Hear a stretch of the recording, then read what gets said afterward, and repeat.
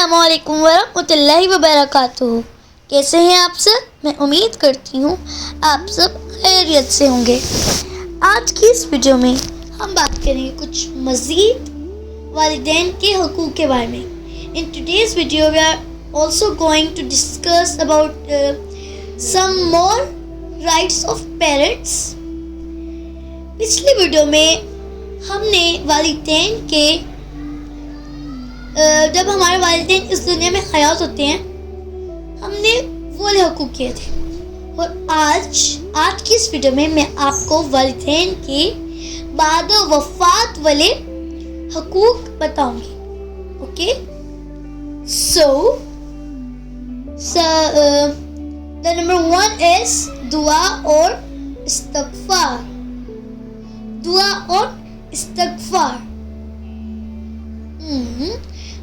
والدین کے لیے دعا کرنا اور اللہ سے ان کے درجات کی بلندی اور مغفرت طلب کرنا بہترین طریقہ ہے، کیونکہ رسول اللہ صلی اللہ علیہ وسلم نے دعا کے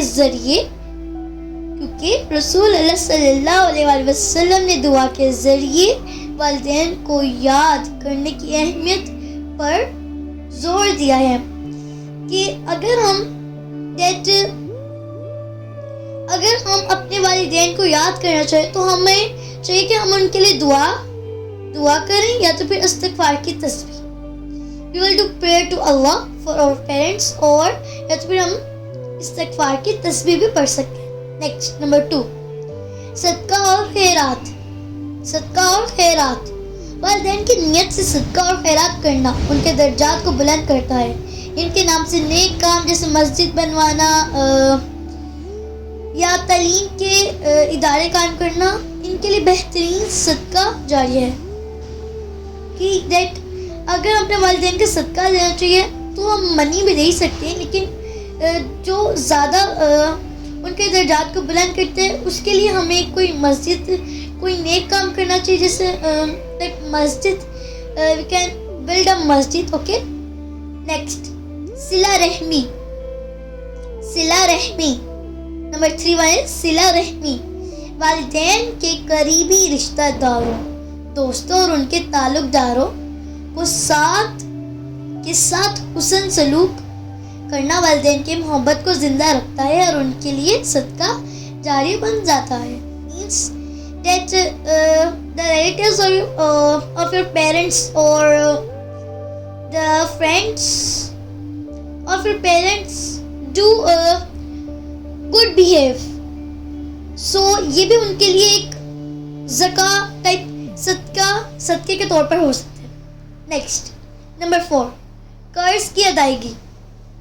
قرض کی ادائیگی اگر والدین پر کسی کا قرض تھا یا ان کی کوئی مالی ذمہ داری تھی تو اسے پورا کرنا اولاد کی ذمہ داری بنتی ہے. That your parents has taken some money or any work، کوئی بھی چیز، تو ان کے جو بچے ہیں، ان کے جو سنز ہیں، ڈاٹرز ہیں، ان کے اوپر یہ فرض ہے کہ وہ اس کام کو پورا کریں. ٹھیک ہے. نیکسٹ، نمبر 5، عہد و وعدوں کا ایفا.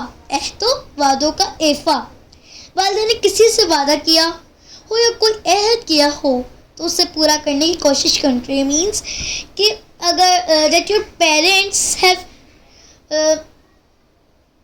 have taken that to have do promise، اگر انہوں نے کسی سے promise type وعدہ کیا یا عہدہ کیا تو we need to try، ہمیں کوشش کرنی چاہیے اس کو پورا کرنے کی. نیکسٹ، نمبر 6، اچھے اعمال.